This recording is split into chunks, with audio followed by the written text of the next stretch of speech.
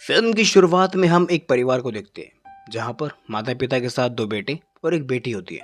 पूरी family Egypt में होती है और जब वो अपने घर में आते हैं तो वो पाते हैं कि उनका एक पेट बर्ड अनयूजुअल तरीके से मरा हुआ है।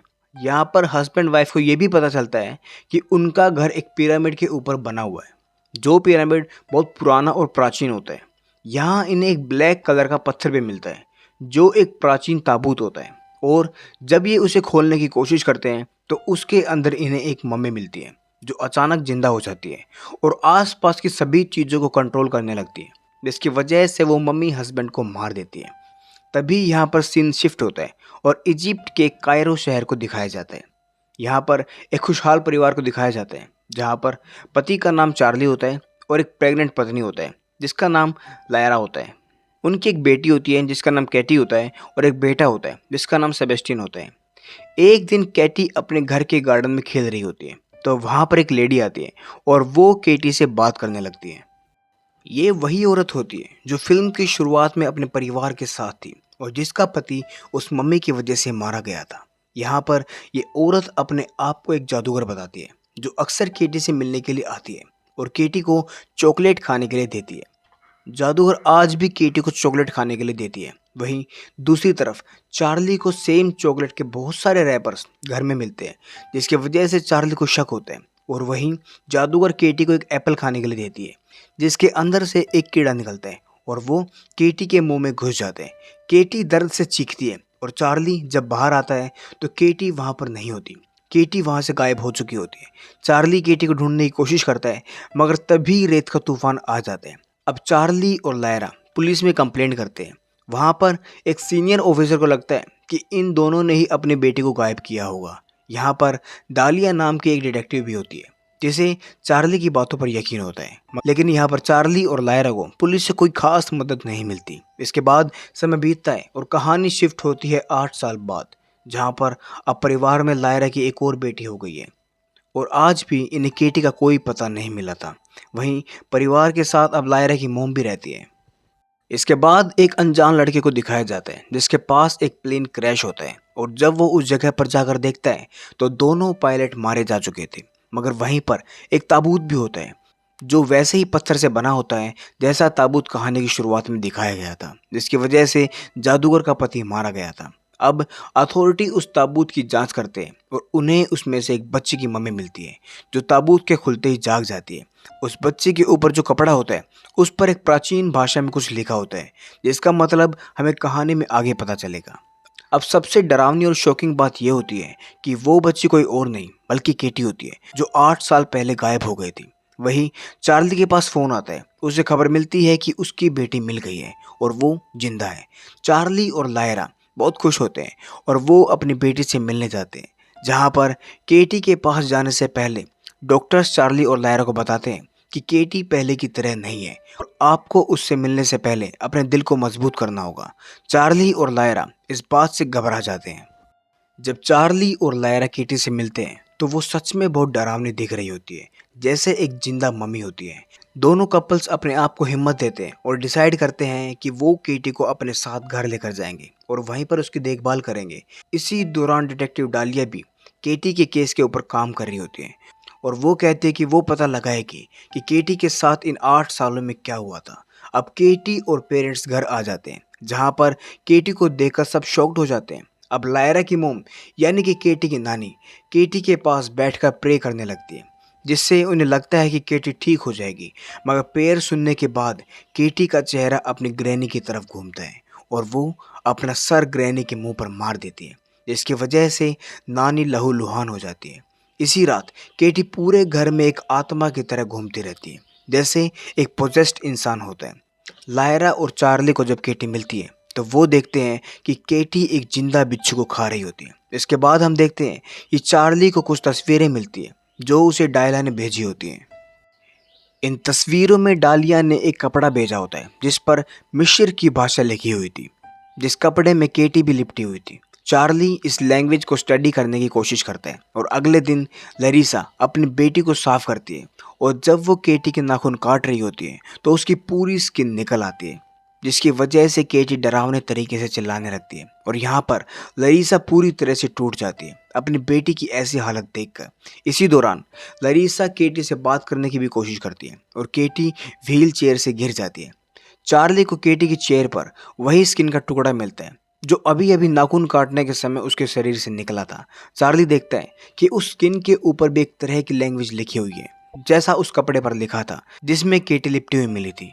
चार्ली इन प्राचीन शब्दों का मतलब जानने के लिए एक डिक्सन नाम के प्रोफेसर के पास जाता है जहां पर प्रोफेसर चार्ली को कहते हैं कि वो इन शब्दों को डिकोड करने की कोशिश करेंगे। घर आने पर चार्ली केटी से बात करने की कोशिश करते हैं जहां पर केटी अपने दांतों को बचाने लगती है जिसकी वजह से चार्ली को शुरुआत में तो डर लगता है, मगर बाद में जब चार्ली ध्यान देता है तो वो समझता है कि केटी के दांत बचाने का तरीका थोड़ा अलग है।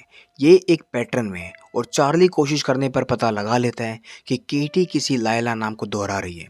वो ये बात डिटेक्टिव डालिया को बताता है। डालिया कहती है कि किसी तरह से पता लगाने की कोशिश करो कि लायला कौन है और केटी उसे कैसे जानती है। इसके बाद चार्ली केटी के पुराने सामान को खंगालता है जहां पर चार्ली को एक ग्रीटिंग कार्ड मिलता है जो लायला नाम से था और उस पर वही चॉकलेट का रैपर भी चिपका होता है जो 8 साल पहले केटी खाती थी। इस कार्ड पर लिखा था, तुम इस चॉकलेट से भी प्यारी हो। इसी के साथ केटी की छोटी बहन को दिखाया जाता है जो केटी के रूम के बाहर होती है और उसे रूम से कुछ आवाज़ें आती है। जब वो रूम के बाहर जाकर उन आवाज़ों को सुनने की कोशिश करती है तो केटी क्रीपी सी आवाज़ में उसे कहती है कि मैं तुम्हें चखना चाहती हूँ। इस बात से केटी की बहन मौत डर जाती है और वो वहाँ से भागने लगती है, मगर केटी पीछे से अजीब से मंत्रों का जाप करने लगती है जिसकी वजह से मूड हवा में उड़ने लगती है और अचानक ज़मीन पर आकर गिरती है। इसके बाद चार्ली डालिया को वो कार्ड भेजता है जो उसे केटी के सामान में मिला था।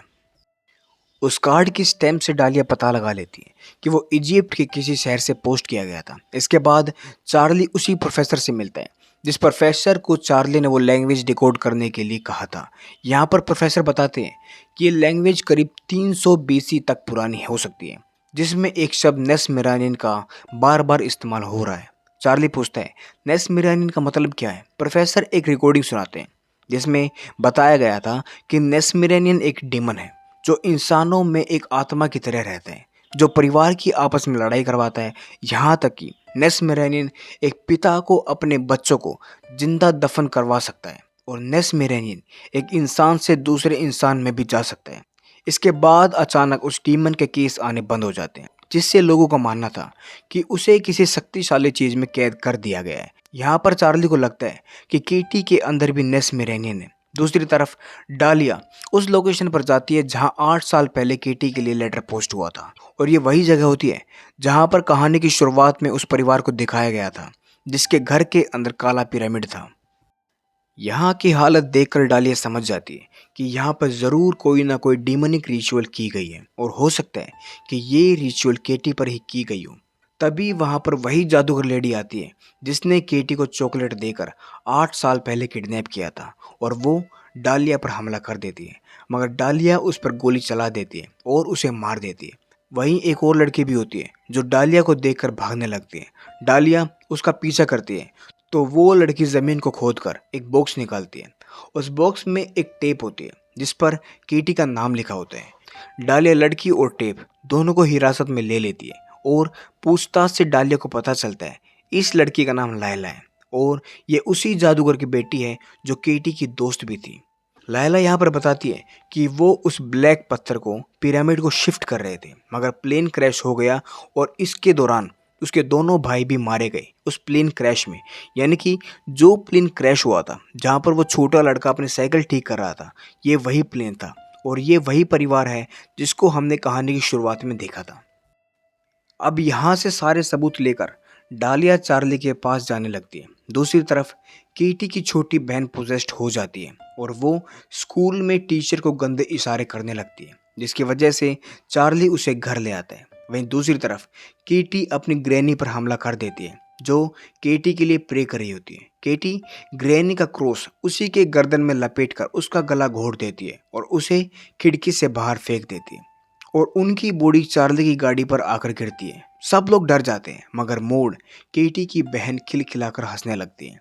जिस दिन ग्रैनी का फ्यूनरल होता है उस दिन मौड अपने सारे दांत उखाड़ देती है और अपनी ग्रैनी के नकली दांत पहन लेती है। वहीं केटी भी छत फाड़ कर निकलती है और एक शैतान की तरह अपनी नानी की बॉडी को खाने लगती है। ये सब देखकर घर के मेहमानों में अफरा तफरी फैल जाती है और डर के मारे सब घर से भाग जाते हैं। लरीसा और चार्ली को भी समझ नहीं आता कि ये सब क्या हो रहा है। यहाँ पर चार्ली केटी को उसकी व्हील चेयर पर बांधकर रूम में लॉक कर देता है। इसी बीच डिटेक्टिव डालिया भी उनके घर आ जाती है, जिसके पास केटी की कैसेट होती है जो लायला से उसे मिली थी। यहाँ पर ये सब वो कैसेट देखते हैं जिसमें जादूगर डीमन के बारे में बताती है। जादूगर का कहना था कि डीमन को कंट्रोल करना उनका पुश्तैनी काम है, जो वो हमेशा से करते आ रहे हैं। डीमन को मारा नहीं जा सकता, इसीलिए उसे एक जीवित शरीर में रखा जाता है। साथ ही मंत्रों से बनाया गया एक कपड़ा उसके शरीर पर लपेटा जाता है, जिससे डीमन कंट्रोल में रहता है, जैसा हमने केटी के शरीर पर भी देखा था। जादूगर कहता है कि डीमन को कंट्रोल करने के लिए लिविंग होस्ट चाहिए होता है और कम उम्र का बच्चा हो तो डीमन लंबे समय तक उसमें रह सकता है और सेम प्रोसेस मरने के बाद उसे दूसरे शरीर में शिफ्ट किया जाता है। इसी तरह डीमन के पुराने होस्ट को केटी के ऊपर लटकाया जाता है और जब जादूगर मंत्रों का जाप करती है तो डीमन पुराने शरीर से निकलकर केटी के अंदर घुस जाता है। जादूगर केटी के अंदर उस डीमन को पूरी उम्र रखना चाहते थे, मगर वो प्लेन क्रैश होता है, इसकी वजह से डीमन और केटी उस ताबूत से आज़ाद हो जाते हैं। ये सारी वीडियो चार्ली और लरीसा देखकर चौंक जाते हैं। इसी बीच केटी सबको पोजेस्ट कर लेती है, अपनी छोटी बहन को, अपने भाई को, साथ ही अपनी मरी हुई गृहिणी को भी। यहाँ पर ये सब चार्ली, लरीसा और डालिया के ऊपर हमला कर देते हैं। यहाँ पर गृहिणी डालिया के ऊपर हमला कर देती है और उसके मुंह में एक बिच्छू छोड़ देती है। डालिया अपने हाथ से मुंह को फाड़कर उस बिच्छू को बाहर निकालती है, जिसकी वजह से उसकी जान बच जाती है और वो वहाँ से भागती है। वहीं लरीसा का बेटा लरीसो को मारने के लिए उसके पीछे पड़ा होता है और वहीं केटी ने चार्ली पर हमला कर दिया होता है। यहाँ पर चार्ली डालिया को कहता है कि वो उन मंत्रों का जाप करे जो उस वीडियो में थे और जैसे ही डालिया चैंटिंग शुरू करती है, चार्ली केटी को पकड़ लेता है। चैंटिंग शुरू होते ही केटी का डीमन चार्ली के अंदर घुस जाता है, यानी कि चार्ली अपने परिवार को बचाने के लिए उस डीमन से पोजेस्ड हो जाता है और जैसे ही डीमन ट्रांसफ़र होता है, केटी नॉर्मल तरीके से बात करने लगती है। वो अपनी मॉम को पुकारती है और साथ ही मॉड और सेबेस्टियन भी नॉर्मल हो जाते हैं। यहाँ पर एक सीन दिखाया जाता है जहाँ पर चार्ली के ऊपर मंत्रों की पट्टियाँ होती है और चार्ली उसी तरह के ताबूत में बंद होता है, यानी कि डीमन को अब चार्ली के अंदर कैद कर दिया गया है। अब यहाँ पर आता कहानी का सबसे बड़ा ट्विस्ट। अगर डायरेक्टर चाहता तो फिल्म को यहीं पर ख़त्म कर सकता था, मगर यहाँ अब चार्ली डालिया को कॉल करती है और वो डालिया को कहती है कि हमें चार्ली को ठीक करना होगा। वहीं जादूगर को दिखाया जाता है जो एक जेल में बंद होती है, यानी कि डालिया की गोली से वो नहीं मरी थी। और यहाँ पर अब डालिया चार्ली को जादूगर के सामने लाती है और मंत्रों का जाप करना शुरू करती है और यहीं पर यह कहानी ख़त्म हो जाती है। मतलब यहाँ पर साफ होता है कि डालिया अब उस डीमन को जादूगर के अंदर ही छोड़ने वाली थी, जिससे चार्ली फिर से ठीक हो जाएगा। तो दोस्तों, ये थी कहानी ली क्रोनिन्स की द मम्मी की। आपको ये कहानी कैसी लगी? अगर आपको ये कहानी अच्छी लगी तो हमें कमेंट करके ज़रूर बताइए और चैनल को सब्सक्राइब करना ना भूलें। मिलते हैं अगली कहानी में।